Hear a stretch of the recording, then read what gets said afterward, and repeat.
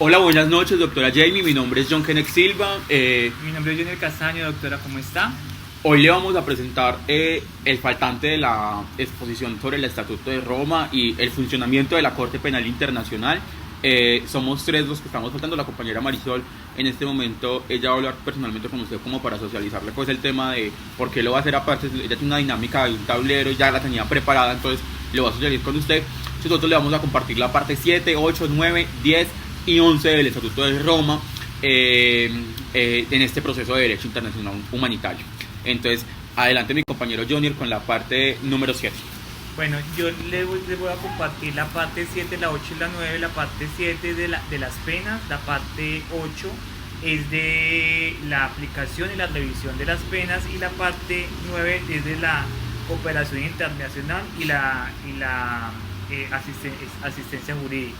Bueno, en la parte, yo lo que hice fue saltar de los artículos porque realmente son aproximadamente 35 artículos, pero la parte como haciendo como una síntesis y sacando lo más relevante, estamos hablando del artículo 77, que nos habla prácticamente, bueno, en la parte 7 habla de la Corte Penal con sujeción a la disposición en el artículo 110, que dice que en la parte 5, el artículo 5, los presentes delitos tienen penas gravadas. ¿Qué dice el artículo 5? Retrocediendo, los crímenes más graves y la lesión dada por ellos por la comunidad internacional. ¿Y cuáles son estos crímenes más graves? Son los crímenes de genocidio, los crímenes de lesa humanidad, los crímenes de guerra y los crímenes de agresión. Entonces, acá vamos al artículo 77, que opera de la siguiente manera, que dice penas y infracciones, ¿sí?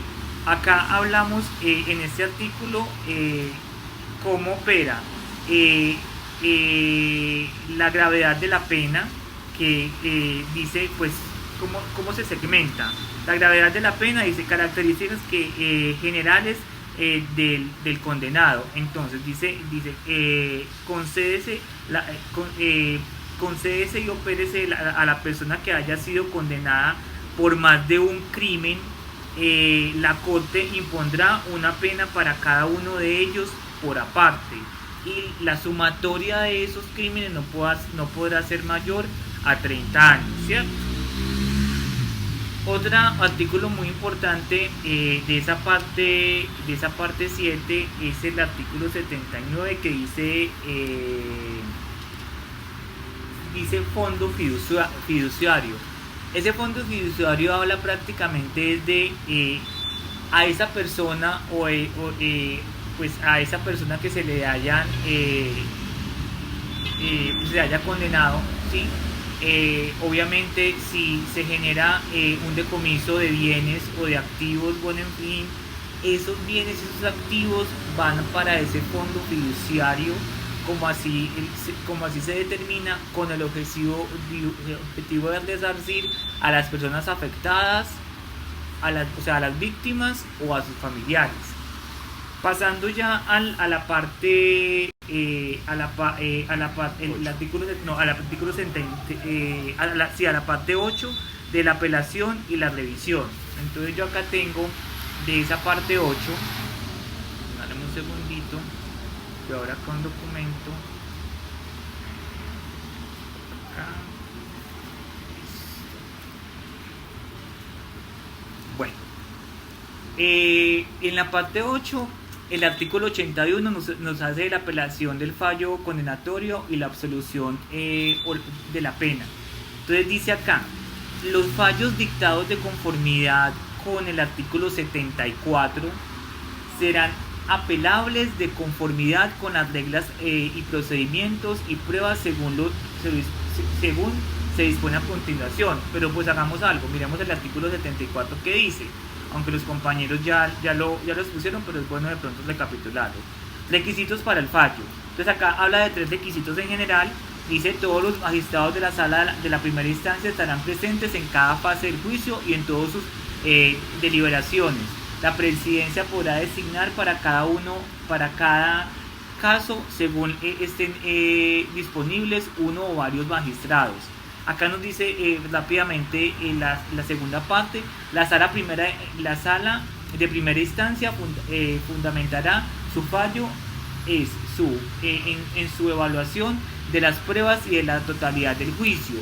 La parte 3 dice: los magistrados procurarán adoptar su fallo por unanimidad, pero de no ser posible, este será adoptado por mayoría.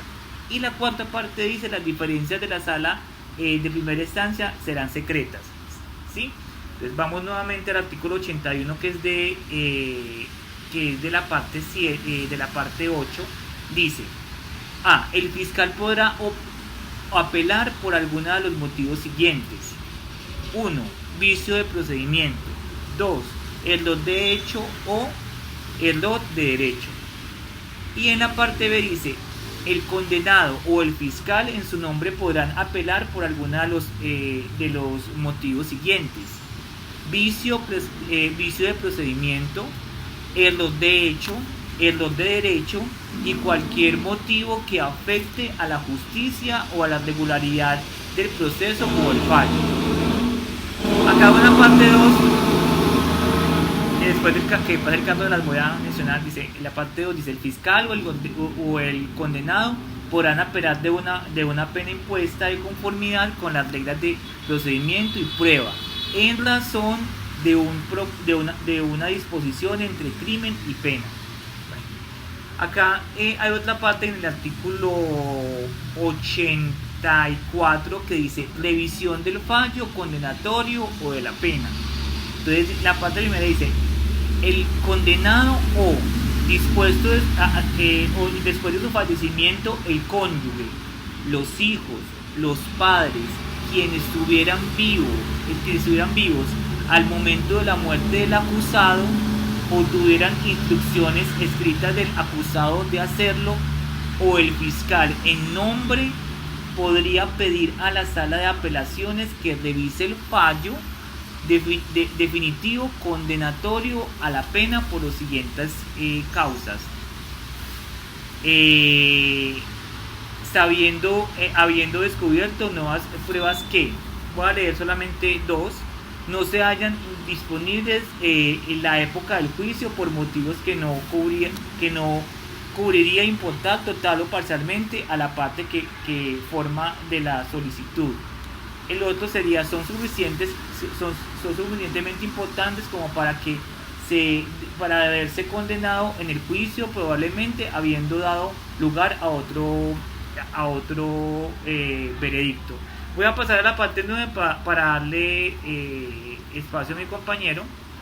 La parte 9 dice de la cooperación internacional y la asistencia judicial. Entonces vamos a enunciar de los 10 artículos. Me voy a centrar en el artículo 89, que dice: entrega de personas a la Corte. La Corte podrá transmitir junto con los antecedentes que lo justifiquen de conformidad con el artículo 91 una solicitud de detención o entrega de una persona a todo Estado en cuyo término pueda hallarse y solicitar la cooperación de este Estado. Los Estados partes cumplirán las solicitudes de detención, entrega de conformidad con la disposición de la presente parte y el procedimiento establecido en su derecho interno. Entonces sigue mi compañero con la parte 10. Bueno, ya vimos cómo funciona el tema de los mecanismos judiciales, de cómo se transmite el tema de la cooperación internacional dentro de los estados, y ahorita vamos a ver la ejecución de las penas, ¿cierto? Uno, hay que dejar claro, y es que la pena privativa de la libertad que se le impone al sindicado o imputado o culpable, pues sí, se cumplirá no directamente en su país de origen, sino que en el país que designe la Corte, ¿cierto? Entonces ahí queda como a menester y a imposición que haga la Corte si lo hace donde cometió el delito, donde es de origen el imputado, o donde la Corte decida que va a cumplir la pena. el Estado parte de donde cumpla la pena la víctima, el imputado, perdón, debe hacer unas notificaciones constantes a la Corte, ¿cierto? El estado de el imputado, el comportamiento, como todos esos mecanismos, ¿cierto? Ella sigue ejerciendo la función discrecionalidad, ¿cierto? Si él va a hacer un tipo de recurso de apelación, de reposición, si tiene una solicitud para hacer la Corte, pues así está cumpliendo la pena en un país diferente a donde está ubicada la Corte, pues la Corte sigue teniendo la competencia para conocer a ese proceso. La Corte en ese artículo 104 tiene la competencia de hacer el cambio de designación del cumplimiento de la pena y de esa ejecución de la pena, es discrecional para decidirlo. En ese mismo 105, pues hace la ejecución de la pena en los términos de cómo se debe cumplir y cómo se debe cumplir, cuándo se tiene que cumplir, ¿cierto? Hace la supervisión, ejecución de la pena y las condiciones de reclusión. Hace también el traslado, una vez cumpla la pena, de si hay otra reparación administrativa a las víctimas, pecuniaria, social, bueno, X o Y razón. Hay unos lineamientos y sanciones por otros delitos aparte que puede imponer la Corte después del cumplimiento de la primera sentencia. La ejecución de las multas y de las órdenes de decomiso que nos hablaba el compañero para el fondo fiduciario. El examen de la reducción de la pena también lo tiene contemplado en el 110 y la evasión en el 111. Adicional, en la Asamblea de los Estados Partes, ellos examinan y aprueban según procedan las recomendaciones de la comisión preparatoria, ejercen supervisión respecto a la presidencia, la fiscal y las secretarías en cuestión. También examina los informes de las actividades de la mesa establecida en el parágrafo 3, ¿cierto? Examina también el presupuesto de la Corte, decidirá si modifica el número de magistrados y eso también en los términos presupuestales. Además desempeñará las demás funciones que procuren en virtud del presente artículo para el buen funcionamiento de la Corte. También tendrá una mesa compuesta por el presidente, vicepresidente y 18 miembros elegidos por periodos de 3 años. También la Asamblea podrá establecer órganos subsidiarios que considere necesarios, ¿cierto? Como mecanismos particulares. El presidente de la Corte adicional, el fiscal y el secretario, sus representantes, podrán, cuando procedan, participar en sesiones de la Asamblea o de algunas de las mesas que constituyan. Se reunirán en sede de la Corte o en sede de las Naciones Unidas una vez al año y cuando las circunstancias lo exijan también. También tiene unos periodos extraordinarios, ¿cierto?, de sesiones, salvo que indique otra cosa el presente estatuto, el presidente o su secretario. Adicional, cada Estado parte tendrá un voto en la Asamblea y en la mesa. Harán posible por adoptar las decisiones por consenso. Si no se puede llegar, pues el estatuto dispondrá la forma, el mecanismo más idóneo para poder resolverlo con sus mesas de participación. El Estado parte en mora del pago de las contribuciones financieras, no tendrá voto en la Asamblea. Básicamente, en manera general, eso es lo que nos quiere determinar la parte 10 y 11 también del presente estatuto, de los cumplimientos, las ejecuciones y las responsabilidades que tiene esa mesa directiva dentro de la Corte Penal Internacional. Muchas gracias. Muchas gracias, profe.